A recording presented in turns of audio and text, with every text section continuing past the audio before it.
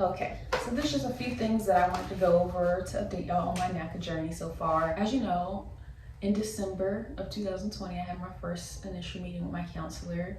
Then my second meeting was February 9th, and my recent meeting was March 9th. So just the timeline here.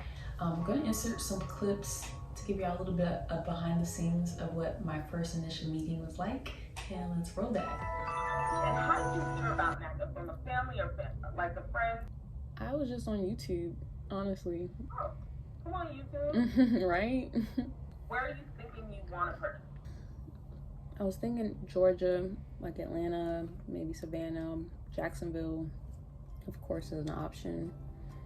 Charlotte, North Carolina. Oh. We'll say Southeast. Yeah, I'm pretty open. Have you or will you be applying for a mortgage loan on another property other than the one you're looking to purchase with this mortgage? No. Have you or will you be applying for any new credit, like a credit card, before closing this application, closing on the loan? No. So in this section, we're just gonna get an idea of where you stand, get an idea of what you have in mind. Okay. So how much do you think the house you want to buy is gonna cost? No more than 145. And how much do you think the monthly payment is gonna be on that 145,000? Like 700. What do you think is gonna be the biggest challenge to getting qualified for a mortgage? When you have the late payments, low income, a lack of savings, high debt, lack of stable income? Probably high debt. I got student loans. Girl. When would you want to buy a home? In the next 3 months, 6 months, 12 months? 1 to 3 months, if possible. And qualify for the home in that amount of time? When do you think? I don't know. I've never bought. I would assume I could. I'm trying. And where is buying a home on your list of priorities right now? Is it your top priority, your secondary priority? Top priority. So right now, my counselor is labeling my account. I gotta get 3 letters. I gotta get a letter from my mom showing that I haven't been paying her anything. We gotta get a letter from me for 2 things: my past residence, which I haven't really been keeping up with the dates. Time is just an illusion. It's really stressing me out. I gotta go back and try to figure out what time I stayed at my past residences, and then I gotta get an explanation of my name. Now I'm really stressing because I didn't freaking tell my counselor that I'm about to get another job offer. That's how we're gonna word it.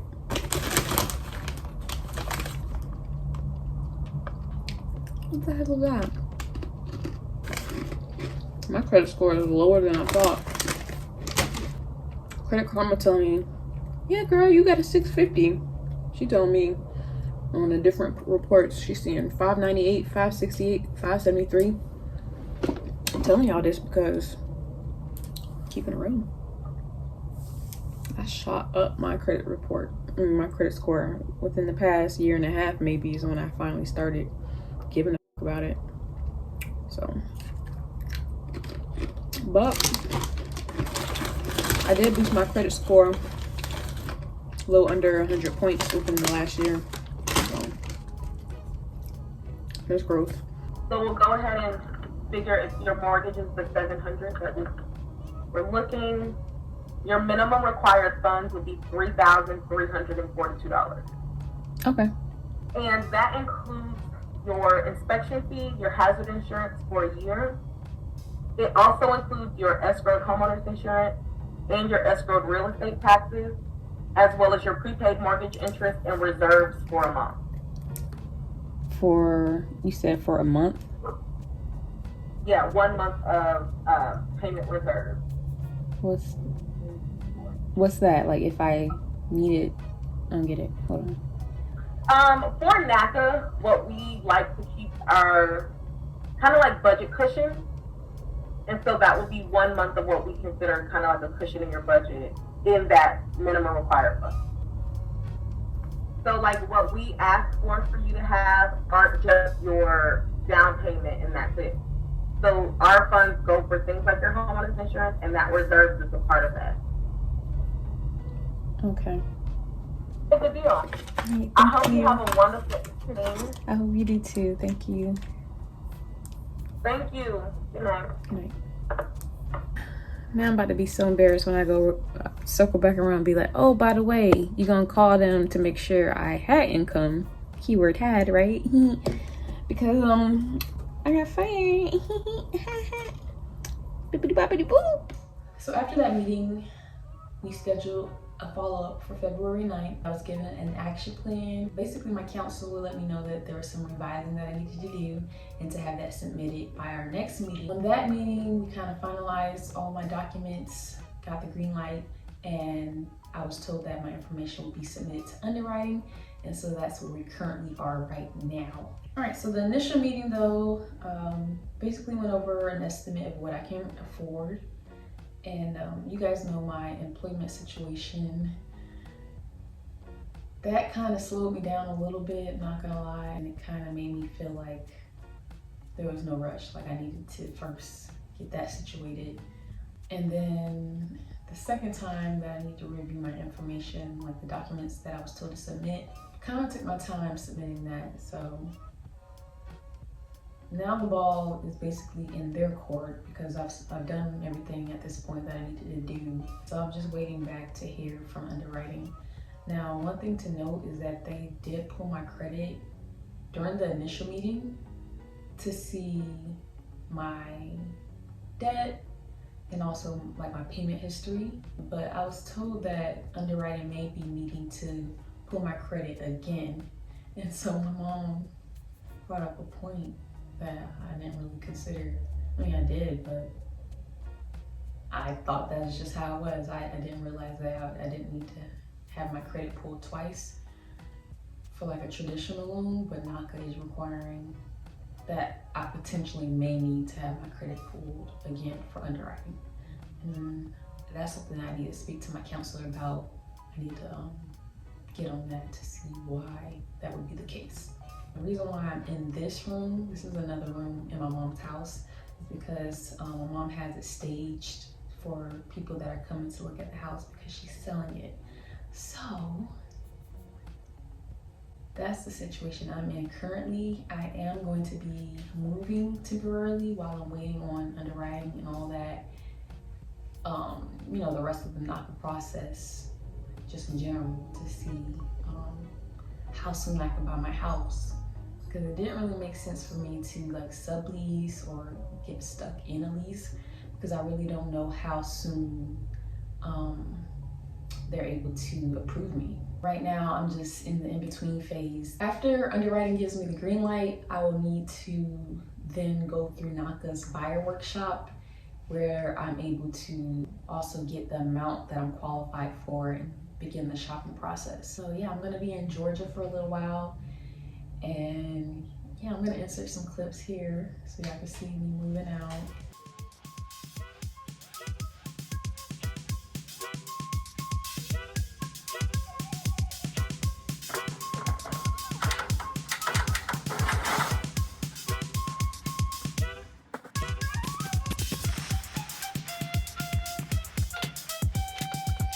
Somebody got a dog in one of these storage units. I'm done.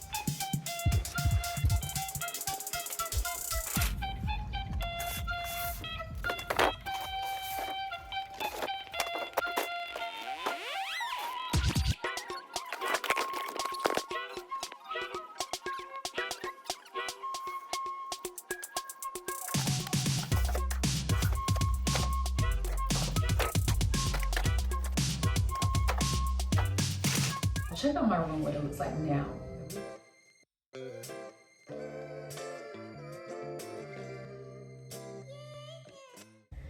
And yeah, it's just a lot of changes happening, but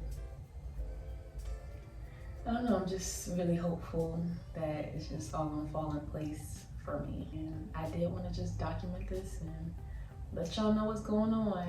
I know a lot of y'all are interested in the Naca videos that I was putting out. And yeah, I want to continue documenting this for y'all.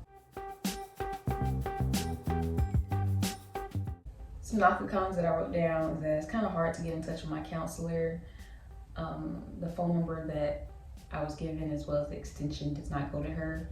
And even if it did, no one answers that line anyway, so when I call, I don't ever get anyone, just in general. Submitting documents over and over is a little mundane and a little task of its own, but that's one Naca con that I put. It is a slower paced process, I would say, because there's just so many things that, you know, Naca puts in place that you wouldn't necessarily have to do for like a traditional home loan, such as going to like their virtual workshops. Kind of neutral on the volunteer aspect. I don't mind like educating other people on what Naca is, because I really do so far value what they do for the community. And also one last Naca con that I wrote down is you must reside in the home as long as you have the loan with Naca. And that's just one thing that is okay with me, because I did plan on staying in my home, but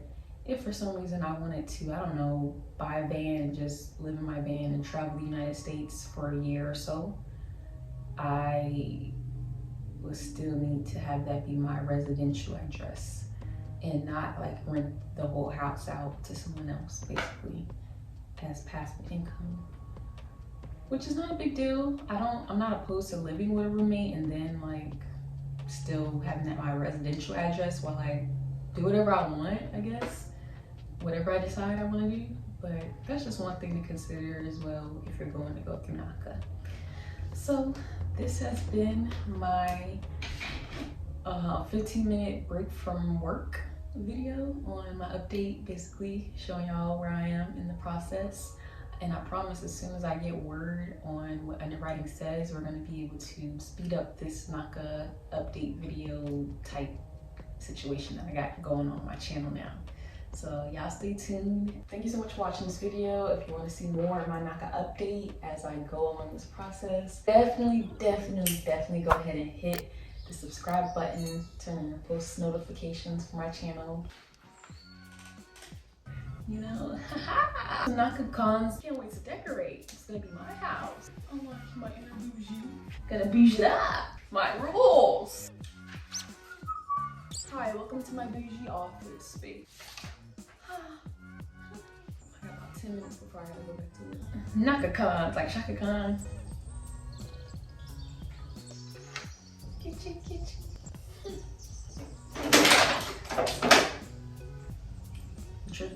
Like a tree. Is that Shaka Khan?